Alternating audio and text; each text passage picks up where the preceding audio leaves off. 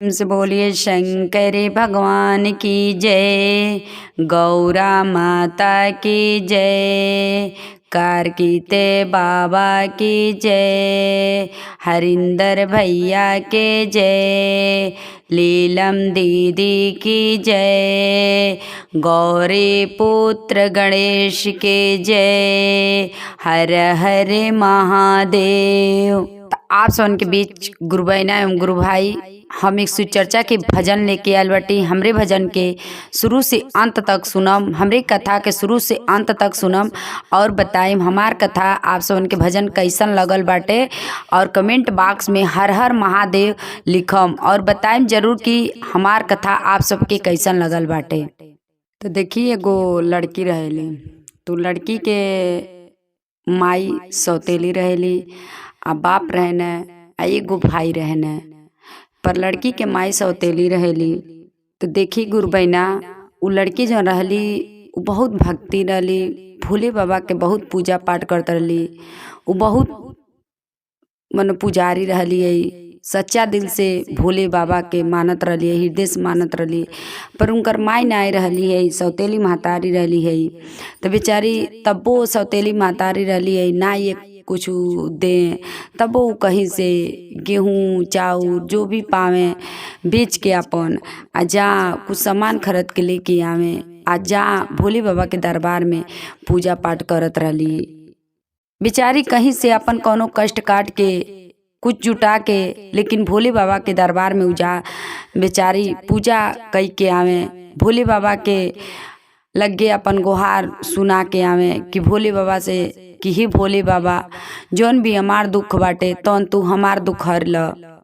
तू जौन सौतेली महतारी रहली कहली कि बहुत परेशानी कर दिल बाटी आ बहुत परेशान कर दिल वाली आ रोज कहल जाला कि गेहूँ चाउर दाल जो भी घर में बाटे अपन बेचेली आ बेचेली करेली आ बहुत ज़्यादा परेशान कर दिल वाली, बहुत ज़्यादा अति कर दिल वाली। तो कहली कि गेहूँ चाउर आटा सब चुरा के आ बेच के आ ले जाके भोले बाबा के चढ़ावेली कि बहुत ज़्यादा ही अति कर दिल वाली।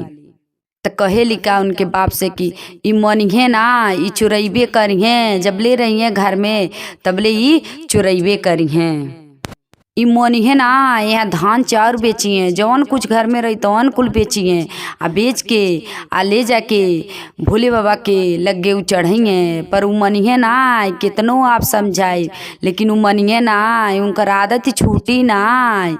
ऐसे उनके बाप से अपने कहतली, उनकर बाप हमें लेकिन उनके बाप कहल जाला बेटी तनिको मानत ना रहने, अरे पागल ने कहल जाला कि पागल ने अपन दूसर त यही से मानत ना रहने।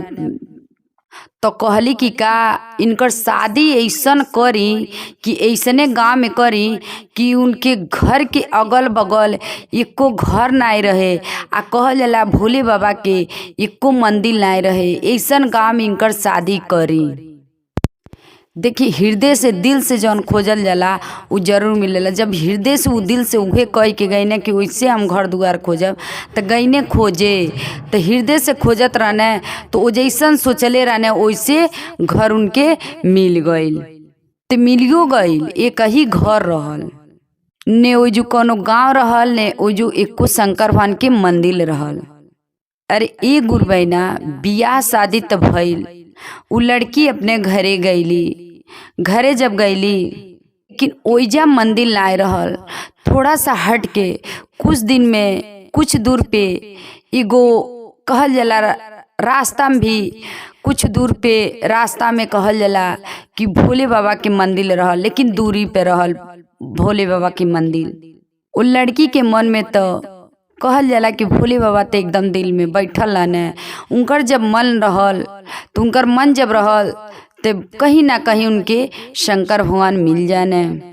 अगर हम सच्चा दिल से अगर हृदय से अगर हम भजन करतनी, भोले बाबा के सच्चा दिल से मानतनी, अगर हृदय से पूजा करतनी, अगर हृदय से उनके मानतनी तो लगे उठ के चली आई हैं, उ लगे उठ के चली आई हैं, कहिए कि ये बेटी हम आ गई नहीं।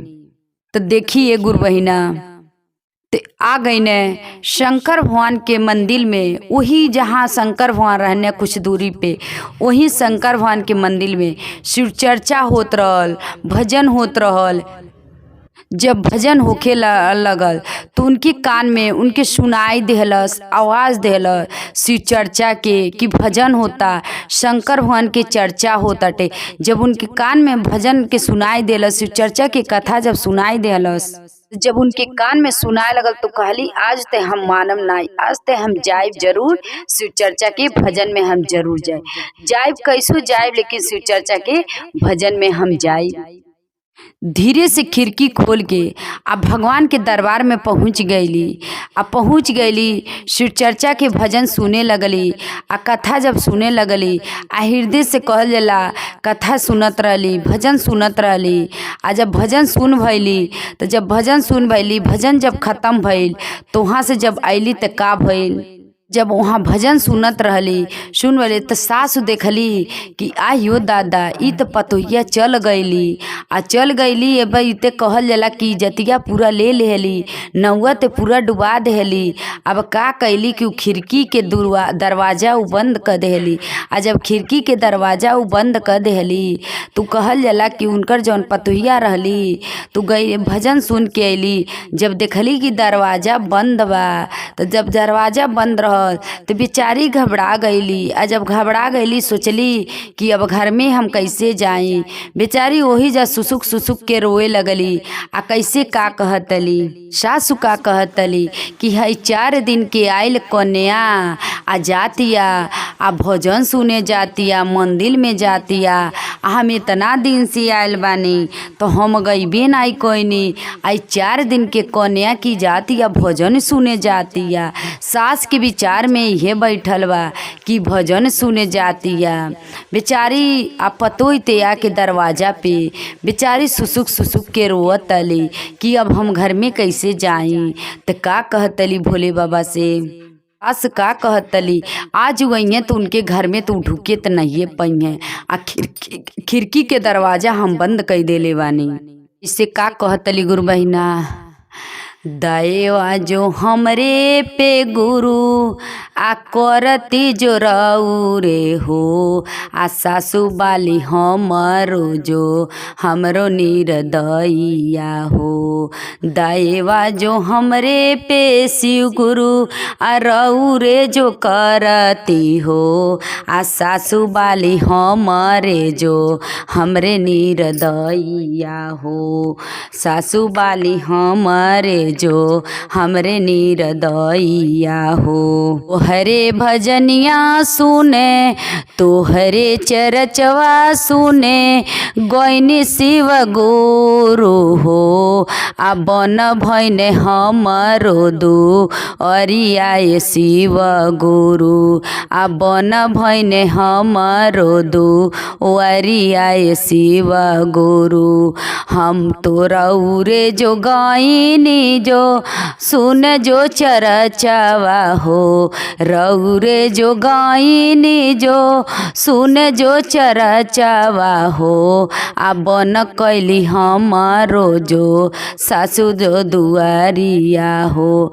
बाली बड़ी बड़ी शिव गुरु बड़ी निर्दया हो। आ बाली निर्दया हो। आ बाली निर्दया हो। आज बाली निर्दया सासु आ बाली जो जेठानिया हो। आ संघवे में बाली जो नदी निर्दया हो। आ रौरे भजनिया सुने गईनी शिव गुरु हो। आ रौरे चरचवा सुने गईनी शिव गुरु हो। आ बन भइने हमरो दुअरिया शिव गुरु हो। आ बन भइने गईने हमरो दुवरिया शिव गुरु हो। रौरे जो हमारे पे दया बरसवती हो, रौरे जो हमारे पे दया बरसवती हो। आ खुली जैते हमारो दुवरिया शिव गुरु हो, आ खुली जैते हमारो दुवरिया शिव गुरु हो। रौरे जो दाएवा जो दैवा बरसवती हो, आ बन भइल बाने जोही हमरो दुआरिया हो। खोली देती रौरे शिव गुरु आ रौरे दुआरिया हो। आ रौरे मंदिरवा जो हम जो ही गईनी, रौरे मंदिरवा शिव गुरु हम जो ही गईनी हो। आ खोलती केवड़िया शिव गुरु, आ खोलती केवड़िया हो। आ खोली दी केवड़िया शिव गुरु, आ खोली दी केवड़िया हो। आ दयवा बरसवती शिव गुरु, आ दयवा बरसवती। फिर दूसरा दिन तीसरा दिन बीतेला, फिर वही मंदिर में चर्चा होला। बेचारी फिर शिष्या फिर चल जाली, आ फिर जाली भजन अपन सुने, चर्चा कथा सुने जाली। आ फिर कल जाली कथा चर्चा सुने। आ फिर जब कथा चर्चा सुने जाली तो कहल जाला फिर उहे खिड़की के दुआर उनकर जेठान बंद कर देली। जब जेठान बंद कर देली तो कहली कि अब तो सासु रहली ये केवाड़ी तो खोल देली, पर हमार केवाड़ी बंद कैल केहू नहीं खोल पाई। कहली बेचारी फिर भजन कथा अपन सुन के चर्चा आईली। फिर देखतली फिर खिड़की के दरवाजा बंद बा, तो फिर कैसे का कहतली, कैसे जाई नैयरवा शिव गुरु, कैसे जाई शिव गुरु। आ हम नैयरवा हो, हम नैयरवा। माई हई माए भाते कैली जो ससतिया हो। आ कैसे जाई नैयर जो, कैसे जाई नैयर। आ माई हई माए भाते कैली जो ससतिया हो।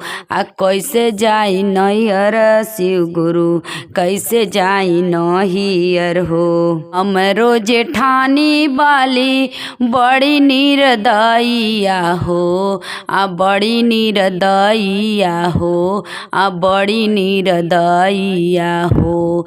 आ रौरे भजनिया में, आ रौरे चरचावा में, आ चली गईनी हमहू ते बन भल केवड़िया हो।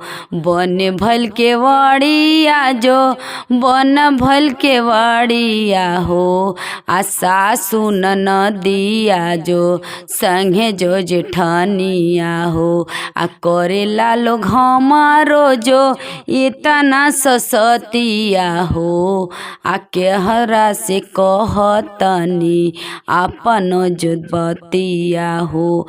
हमरे पे दाएवा दे खौती शिव गुरु हो। आ हमरे पे दाएवा दे खौती शिव गुरु। बेचारी कहेली लास्ट में, आई अपने जो लगवा शिव गुरु हमके जो रखती। आई अपने जो शिशिया जो हमके बनवती। अपने जो लगावा जो रखती शिव गुरु। आई अपने जो शिशिया बनवती शिव गुरु। आ सासु ननदिया जो संगे जो जेठानिया हो। आ करे लगो हमारे पे इतना ससतिया। अपने मंदिरावा में हमके जो रखती। आ दाएवा बरसवती जो दाएवा दिखवती। हर हर महादेव।